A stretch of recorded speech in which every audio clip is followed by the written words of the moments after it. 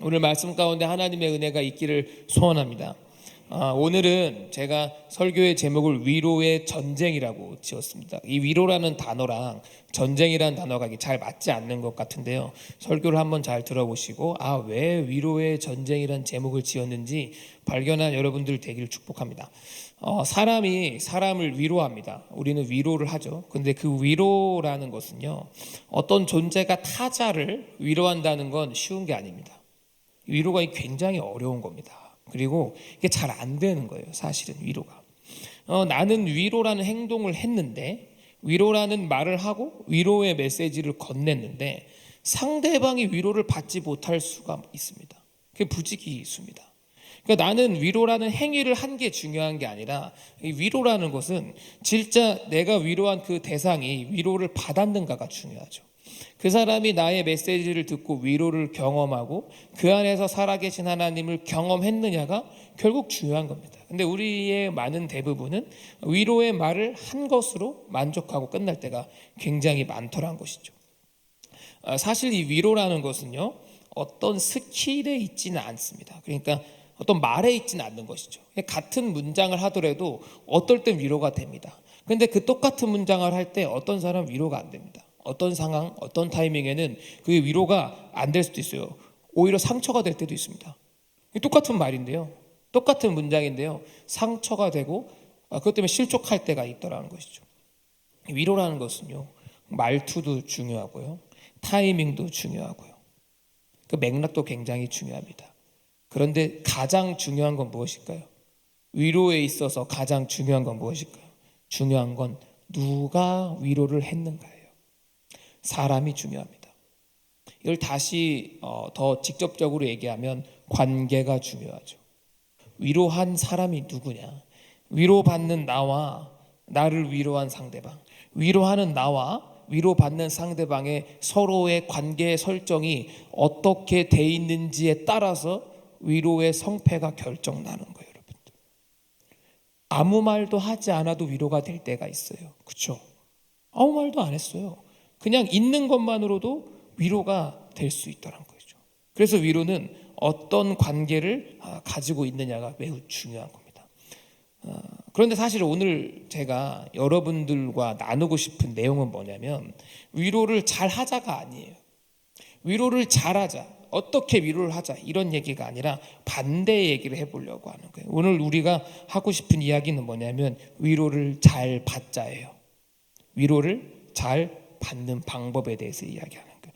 우리는 사실 위로를 하려고 노력한 적은 많으시죠. 이렇게 특히 구역장이나 권찰이나 교사나, 그렇죠? 어떤 리더십에 있거나 부모나 또 자녀나 이렇게 관계 속에서 이게 힘듦을 당하고 어려움을 겪었을 때 내가 어떻게 위로해야 할지 고민할 때 굉장히 많아요. 근데요, 반대로 내가 어떻게 위로받아야 되지? 내 마음이 이렇게 힘든데, 나는 어려운데 어떻게 위로를 받아야 될지에 대해서 고민하는 것은 우리에게 매우 적어요. 잘 안 합니다. 왜냐하면 위로는 되게 수동적으로 생각하기 때문이죠. 위로는 상대방이 해줄 때까지 기다리는 거야. 누군가 날 찾아와서 위로해주길 기다리는 거야 라고 생각하기 때문입니다. 하지만 오늘 말씀을 같이 들으시고요, 나누시면서 우리의 생각에 변화가 생기기를 바랍니다. 그건 뭐냐면은 좋은 위로를 받기 위해 노력하는 사람이 되길 소원합니다. 좋은 위로요, 진짜 나를 회복시키고 일어서게 하는 위로를 받게 되기를 소망합니다. 적극적으로요. 내가 의지를 가지고 좋은 위로를 받아내리라, 받아내리라, 받아내리라 외치는 우리의 신앙의 생활, 충일교회가 되기를 소원하는데, 이게 왜 그러냐면, 이게 질이 낮은, 안 좋은, 나쁜 위로를 받게 되면요, 그때 당시에 상처받는 걸 떠나서 회복이 일어나지 않을 뿐더러 상처와 공허함, 그리고 심지어는 더 상처가 깊어지면요, 다시 못 일어날 수도 있어요. 그 자리에 넘어진 채로 영영 못 일어날 수도 있습니다. 위로가요, 질 낮은 잘못된 인스턴트 위로가 우리를 그렇게 만들 수 있다는 거예요. 여러분 경험해 보신 분들이 있을 거예요. 크게 상처가 되는 위로의 말들이 있었을 거예요. 그래서 오늘은 위로를 잘 받자, 좋은 위로를 받자를 고민해 보는 시간이 되기를 소원합니다. 아까 초두에 제가 말씀드렸다시피 위로는 뭐가 제일 중요하냐고요? 관계가 제일 중요하다고. 위로하는 자가 누구냐? 위로하는 관계가 누구냐? 이게 위로의 99% 키포인트가 된다는 것이죠. 어떤 사람이 나를 위로하는가? 그래서 우리는 나를 위로할 존재를 스스로 잘 결정해야 됩니다. 위로의 전쟁 속에서 나를 진짜로 위로할 존재를 찾고 붙잡고 위로를 얻어내야 된다는 것이죠. 나를 진짜로 위로하는 존재를 찾지 못하면 나는 수렁과 어둠 속에 살아가게 된다는 것이죠. 사실 답은 나왔죠. 그렇죠? 여러분 아시죠? 제가 어떻게 설교할지. 요즘 신앙생활 많이 하셔서 대충 딱 들으면 아시잖아요. 누가 우리를 진짜로 위로하실까요? 하나님이죠. 네, 설교가 끝났습니다. 집으로 가십니다. 너무 좋죠. 짧아서.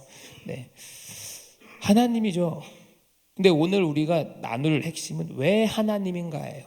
왜 하나님이 나를 진짜로 위로하는가에 대해서 이야기를 나눠볼까 합니다. 요한복음 4장의 말씀을 잠깐 볼까요? 같이 읽어보겠습니다. 시작. 이르시되 가서 내 남편을 불러오라.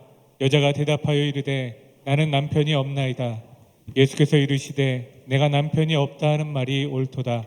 너에게 남편 5이 있었고 지금 있는 자도 내 남편이 아니니 내 말이 참되도다. 아멘. 요한복음은 진짜 감성적이에요. 요한이라는 사람 자체가 굉장히 여성성적인 어떤 그런 필체를 갖고 있기 때문에 굉장히 그 MBTI를 보면 F의 마음으로 이 본문을 썼습니다. 그래서 굉장히 감성적인 본문들 투성입니다. 읽으시면 외롭고 울적할 때 읽으시면 요한복음 굉장히 좋아요. 하여튼 이 요한복음의 오늘 이 4장에는요, 지금 주인공이 사마리아의 여인입니다. 여러분 잘 아시죠? 이 사마리아 여인은요, 이 사마리아라는 이 정체성 자체가 이미 멸시받는 존재입니다. 이미 이 유대인에게 굉장히 큰 멸시를 받는 민족이에요. 뭐 설명은 안 하더라도 그런 민족입니다. 그런 민족인데 그 안에서도 여성이에요. 그 얼마나 또 그 안에 멸시가 있겠습니까? 그런데 이 여자는 남편이 여럿 있는 여자였어요. 그러니까 얼마나 멸시를 많이 받겠습니까? 멸시 천대를요. 이 여자를 보십시오. 이 본문을 우리가 같이 묵상해 봅시다. 이 여자는 우선 첫 남편과의 정상적인 결혼에 실패했어요. 그렇죠? 첫 남자와의 정상적인 결혼 생활에 실패했습니다. 그리고 연달아서 계속해서 실패했어요. 총 5명입니다. 5명의 남자와의 결혼 생활에 모조리 실패했어요. 근데 오늘 예수님께서 이 여자를 보고 아주 핵심을 찌르는 말씀하세요. 야, 지금 사는 남자도 네 남편이 아니야. 예수님 좀 못되셨어요. 그렇죠? 좀 돌려서 말씀하실 수 있는데, 야, 네 지금 같이 사는 사람도 네 남편 아니야 하고 전곡을 그냥 패부를 빡 찌르십니다.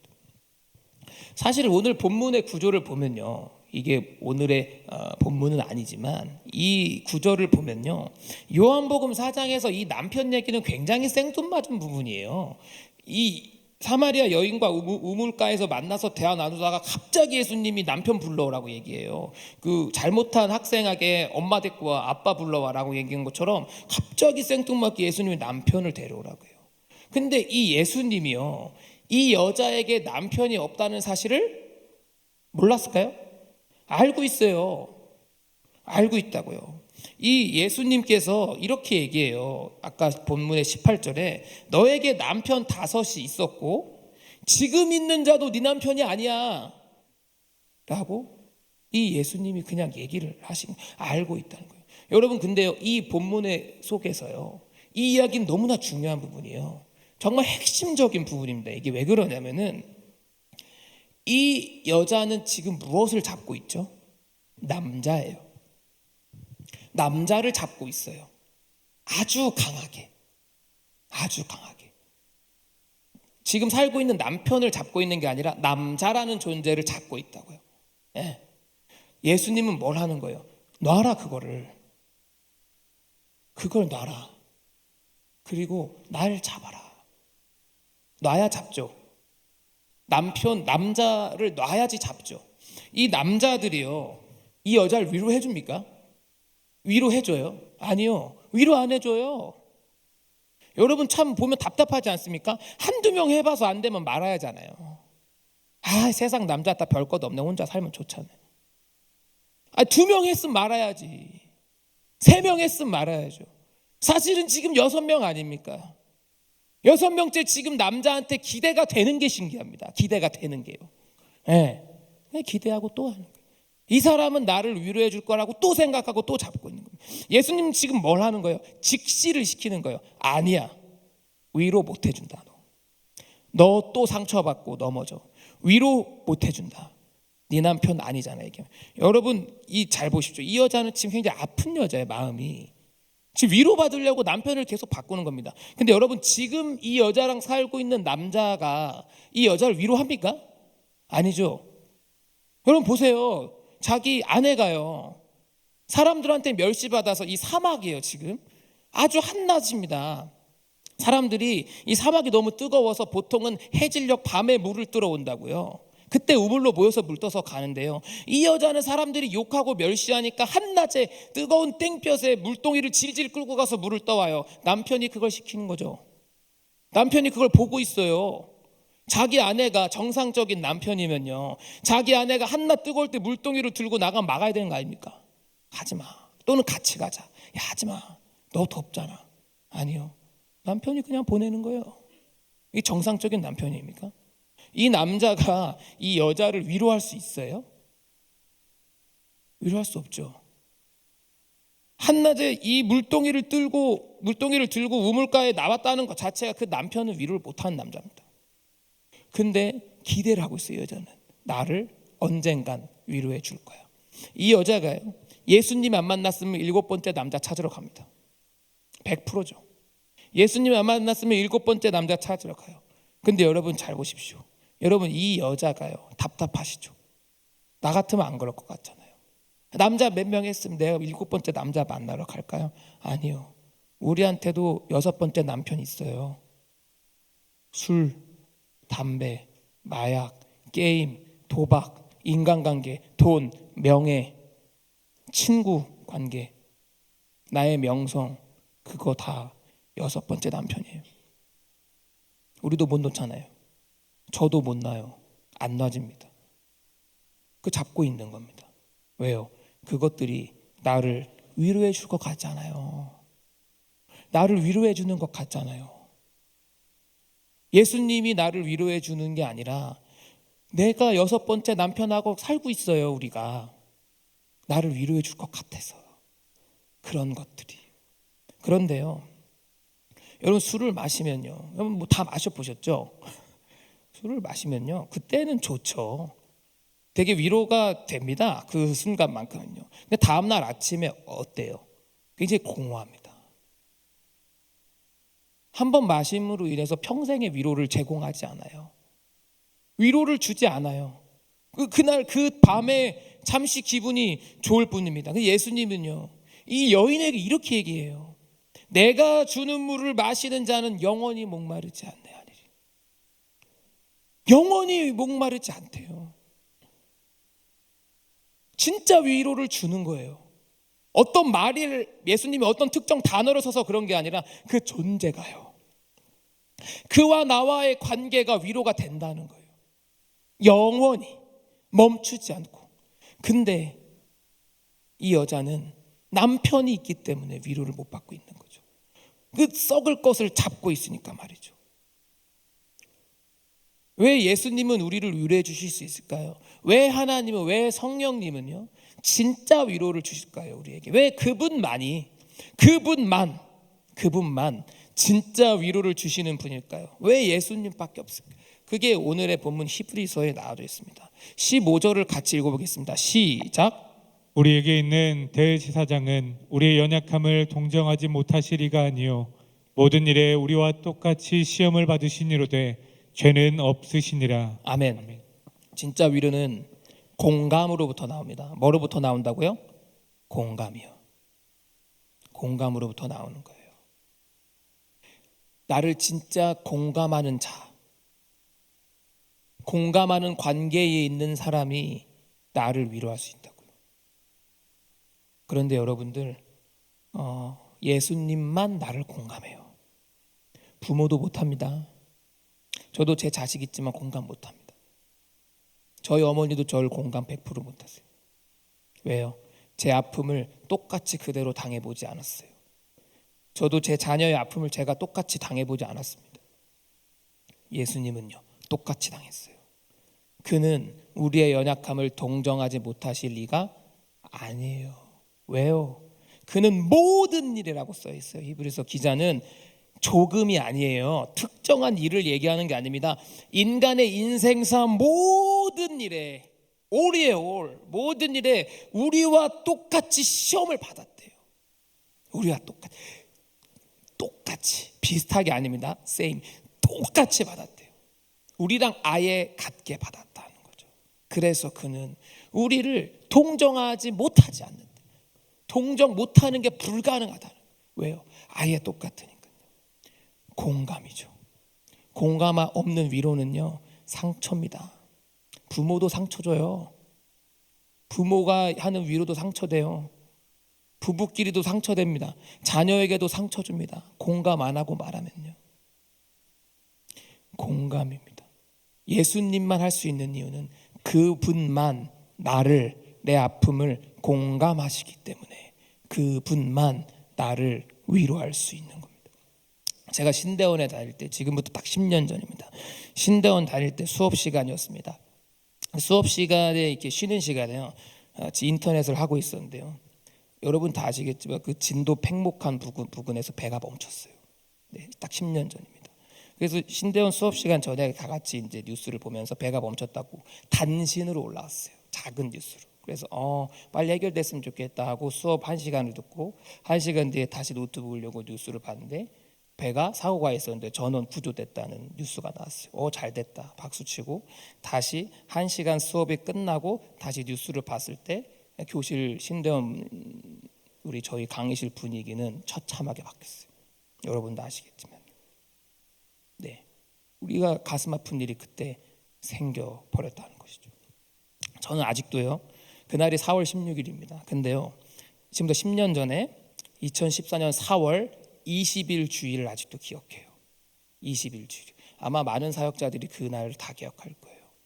안타깝게도 저는 고등부 사역자였어요. 그때 예배 분위기를 아직도 기억합니다. 완전 초상집 분위기였어요. 정말로요.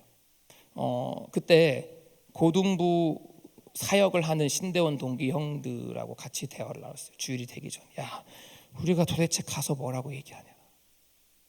우리가 가서 예배 때 설교 때 무슨 얘기를 할 수 있겠냐? 할 말이 없어요. 뭐라고 설교할 자신이 없는 거죠. 그 분위기에서. 그때 신대원 형님 한 분이, 야, 우리가 이렇게 하자. 신명아, 미안하다고 하자. 얘들한테. 우리가 얘네한테 사과하자. 왜냐? 친구를 잃었다. 얘네는. 친구를 잃었다는 거죠.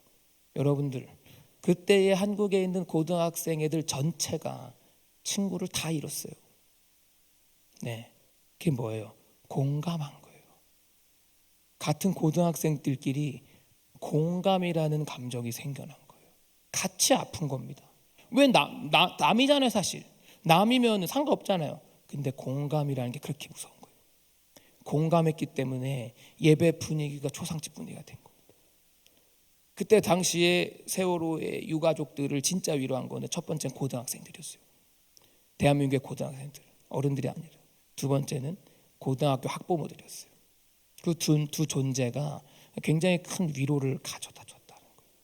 근데 공감 없는 위로가요, 그들에게 굉장히 큰 상처 줬어요. 사실은. 사랑하는 여러분, 공감은요, 굉장히 위로에 있어서 중요한 거예요. 그게 없는 위로는 아픔을 줘요. 아픔을 줍니다. 왜 예수님만 나를 위로하십니까? 우리 계속해서 얘기하지만 공감하시기 때문입니다. 오늘 제목을 위로의 전쟁이라고 지었습니다. 이게 무슨 말이냐면 세상의 많은 것들이 나를 위로하려고 다가와요. 그렇죠? 세상의 많은 것들이 예수님을 제치고 나를 위로하기 위해서 옵니다. 이거는 사실 비즈니스입니다. 비즈니스화 돼 있어요. 많은 것들이 나를 위로하고 싶은 많은 것들이 비즈니스의 형태로 우리에게 다가오고요. 그 중에 우리는 뭘 선택해야 되냐? 예수님을 선택해야 된다. 그 굉장히 어려워요. 그 뽑기 할 때 손을 깊숙이 넣어서 아주 귀중한 걸 뽑잖아요. 그런 거 비슷합니다. 수많은 뽑기, 나를 위로하는 상품 중에 손을 깊숙이 넣어서 예수 그리스도를 딱 잡고 꺼내야 돼요. 그 굉장히 어려운 것입니다. 또한 여러분들, 예수님께 위로받는 건요, 굉장히 중요한 신앙의 행위입니다. 이걸 무시하시면 안 됩니다. 우리 때론 이래. 나는 위로 필요 없어. 잘 살고 있어. 나는 위로 필요 없어. 위로보다 나는 성령의 불 받아야 돼. 은사 받아야 돼. 뭐 좋습니다. 은사 받고 불 받으면 좋죠. 성령님의 은사 받아야 돼. 막 뜨거워야 돼. 좋습니다. 근데요, 여러분, 이거 굉장히 중요한 걸 놓치고 있는 겁니다. 성령님의 이름은 뭐죠? 보혜사입니다. 이만희가 보혜사 아닙니다. 이만희 보혜사 아니죠. 성령님이 보혜사거든요. 보혜사의 헬라어 이름 뭡니까? 파라클레토스예요. 파라클레토스 뜻이 두 개입니다. 하나는 변호자예요. 날 변호하는 자. 두 번째는 위로자입니다. 성령님의 역할 중 가장 큰 건 위로입니다. 위로라는 것을 경험하지 않고 성령님을 만나기 어려워요. 위로를 통해서 성령님을 경험하는 것입니다. 이 위로가 기적이에요. 여러분, 우리가 예수님을 만날 때 막 내 인생에 특별한 익사이팅한 기적들이 일어나고 막 산이 옮겨지고 어려운 일이 빡 해결될 때 와, 예수님을 만난다, 하나님을 만난다 이렇게 얘기할 때도 있지만요, 여러분, 그 기적보다 더 큰 게 위로입니다. 내가 무너져서 바닥 밑에 꽂혀가지고 그 터널 속에 깊게 들어가서 나오지 못할 때 그 마음을 바꿔서 소망이 생기는 거예요. 그 마음을 바꿔서 희망이 생기는 건요, 불가능합니다. 세상 어떤 것도 주지 않아요. 그게 기적이에요. 여러분, 오늘까지 죽음을 결심했다가 살아야겠다고 마음을 바꾸는 게 기적 아닙니까? 그게 위로로부터 시작되는 겁니다. 예수님께서 부활하셨습니다. 그죠? 예수님이 부활하셨는데요, 예수님이 부활하시고 나서 제자들을 처음으로 만나러 가는 장면들이 있습니다. 그것도 요한이 기록을 해놨어요. 이게 제자들을 만납니다. 자, 예수님께서 부활을 하셨습니다. 근데 제자들은요, 예수님이 십자가에서 처참하게 찢겨서 죽으신 거를 다 경험하고 봤습니다. 알고 있습니다. 이 사람들이 지금 예루살렘 한 방에 숨어 있어요. 이 사람들도 죽어요. 이제 죽기 직전이죠. 유대인들이 이 사람들을 죽이려고 찾고 있는데 지금 방문 다 걸어 잠그고 숨어져 있는 거예요. 자기의 리더는 십자가에서 다 찢겨 죽었습니다. 숨어 있는 것입니다. 걸리면 죽는 거죠. 근데 거기에 누가 오세요? 예수님이 부활해서 그들에게 오십니다. 예수님이 부활하셔서 제자들을 딱 만납니다. 딱 만나자마자 예수님이 뭐라고 하셨을까요? 예수님이 딱 만나서, 야, 말씀대로 살아라. 야, 이제 당하고 담대해라. 괜찮다. 하나님을 떠나지 마라. 흔들리지 마라. 말씀 봐라. 성경 봐라. 큐티해라. 이렇게 말씀하셨을까요? 아니요. 그런 말씀 안 하셨어요. 예수님은 제자들을 만나자마자 처음 뭐라고 하셨냐면 19절에 이렇게 되어 있습니다. 19절의 말씀 볼까요? 20장 19절 말씀 있습니까? 같이 볼까요? 시작. 이날 곧 안식 후 첫날 저녁 때에 제자들이 유대인들을 두려워하여 모인 곳의 문들을 닫았더니 예수께서 오사 가운데 서서 이르시되 너희에게 평강이 있을지어다. 평강이 있을지어다. 평강이 있을지어다. 여러분들 왜 이런 말씀하실까요? 예수님이 다른 할 말 많잖아요. 하실 말씀이 없는 분이 아니에요. 수많은 말들을 하고 싶으셨을 거예요. 지금 3일 만에 부활하셔서 제자들을 만나셨잖아요. 근데 예수님은 첫 마디가 괜찮아. 평강이 있을지어다. 에이레네라는 말을 하셨어요. 왜요? 왜 그럴까요? 제자들이 너무 떨고 있었어요. 제자들이 너무 떨고 있었어요. 여러분 보십시오. 오늘 본문의 말씀 이걸 보시면 제자들이 유대인을 두려워하여 모인 곳의 문들을 다 닫대요. 문을 다 잠근 거예요. 왜요? 유대인들이 들어와서 우리를 죽일까 봐. 문들을 다 걸어 잠근 거예요. 근데 예수님이요, 문 열고 들어가신 게 아니라 그냥 통과해서 들어가셨어요. 열고 들어가셨으면 덜 무서웠을 것 같은데 예수님이 그냥 쑥 들어가셨다고요. 그래서 제자들이 유령인 줄 알았다는 거예요. 그냥 쑥 들어가셨어요. 문 안 열고. 제자들은 누가 들어오면 지금 죽는 상황입니다. 근데 예수님이 그냥 들어가셔서 제자들을 만났어요. 제자들이 무서워요, 안 무서워요? 무섭죠. 이제 죽었다. 우리 죄 죽었다. 그때 예수님이 야, 괜찮아. 두려워하지 마. 나야. 평안해 라고 얘기했던 거예요. 여러분, 우리도 똑같아요. 여러분 어려움이 있을 때 우리는 어떻게 하죠? 문을 잠궈요. 문을 다 잠근다고요. 삶의 내 안에 고통과 상처가 있을 때 어떻게 해요? 문을 잠굽니다. 그리고 방 안에 웅크려서 혼자 있어요. 마음의 문을 다 잠굽니다. 그리고 그 안에 문을 잠그고 들어가요. 그런데 예수님은 어떻게 오세요? 그 문을 밖에서 강제로 부셔서 열지 않아요. 열어라 열어라 이렇게 안 해요. 안 열니까 어차피 그냥 들어가십니다. 내 마음을 아시니까요. 제자들이 얼마나 무서웠다는 걸 예수님은 공감하시거든요. 그래서 예수님은 괜찮아 얘들아, 괜찮아. 우리에게도 예수님 말씀하세요. 괜찮아, 괜찮아, 괜찮아. 너 많이 힘들어. 괜찮아. 내가 있잖아. 네 마음에 내가 들어갔잖아. 내가 널 위로해 줄게. 내가 널 위로해 줄게. 예수님이 주신 위로는요, 오늘을 살아갈 힘을 줘요. 오늘 하루를 살아갈 힘을 주신다는 거예요. 여러분, 때로는 우리는 고난의 해결이 급할 때가 있어요. 고난이 해결되면 좋죠, 그렇죠? 근데 우리 삶은 어때요? 하나의 고난이 해결되면 더 큰 게 와요. 산을 하나 넘잖아요. 집채만한 파도가 옵니다. 네, 평생 그렇게 살 거예요. 고난 뒤에 고난, 고난 뒤에 고난을 파도 물결처럼 맞아가면서 살아요. 그러면 중요한 건 뭐예요? 그 고난 하나를 넘는 것도 굉장히 중요해요. 그것도 넘어야죠. 더 중요한 건 뭐예요? 어떤 고난이 와도 넘어지지 않고 이겨낼 수 있는 용기와 담대함이 필요해요. 그건 뭐로부터 나온다? 창과 방패에서 나오는 게 아니에요. 위로로부터 나와요. 하나님이 나와 함께 하신다. 하나님이 얼마나 힘든지 아신다. 아시죠? 하나님, 제가 힘든 거. 신명아, 내가 알아. 너 많이 힘들겠다. 그리고 오늘 하나님, 제가 열심히 또 살아볼게요. 여러분, 사실 예수님께서 주시는 위로가 아무것도 아닌 것 같이 느껴질 때 있어요. 왜냐하면 상황은 안 바뀌어요. 위로는 내 환경을 바꾸는 게 아니에요. 내가 위로받았다고 하더라도요, 그 삶의 환경은 똑같아요. 똑같이 가정에서도 지지고 볶고, 사회에서도 지지고 볶고, 돈 때문에 힘들고, 건강 때문에 힘들고, 속 터지는 사람들 주변 속에서 살고, 남편이랑 싸우고 아내랑 싸우고 사는 거예요. 똑같아요. 안 바뀌어요. 예수님께 위로받았다고 해서 내 남편 안 바뀝니다. 근데 뭐가 바뀌어요? 내 상황을 보는 태도가 바뀌어요. 내 상황을 보는 관점이 바뀌는 거예요. 내 상황을 보는 관점이 괜찮다. 왜? 예수님이 날 위로하시니까. 그럼 설교의 마지막으로요, 예수님을 나의 위로자로 결정하는 게 합리적이죠. 오늘 설교를 들어보니까 그게 맞잖아요, 사실은. 근데 왜 못할까요? 우리는 왜 예수님을 위로자로 선택하지 못할까요? 놓지 못해서 그래요. 놔야 돼요. 내가 지금 잡고 있는 걸 놔야 된다고요. 내가 잡고 있는 걸 잡은 채로요, 어느 누구한테, 예수님에게 절대 위로받을 수 없어요. 여러분, 성경에 보면요, 이 사마리아 여인이 물동이를 집어 던지고 갑니다. 남편에게 갖다 줘야 돼요. 이걸 버리고 가요. 놓고 갑니다. 삭개오는 뭘 놨어요? 돈을 놨습니다. 돈에게 위로받는 삭개오가 돈을 놔요. 돈을 놓습니다.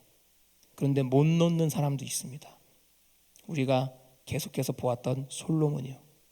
솔로몬은 그 수많은 아내를 놓지 못했죠.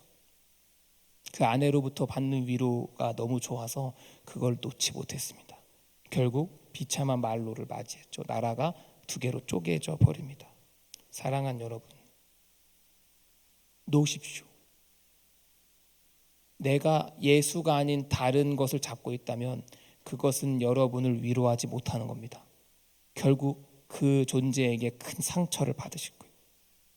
하지만 예수님을 붙잡는다면 영원히 목마를 일은 없습니다. 영원히 솟아나는 샘물이 되어서 평생 동안 어떤 파도가 와도 이겨내는 강한 위로를 경험하실 것입니다.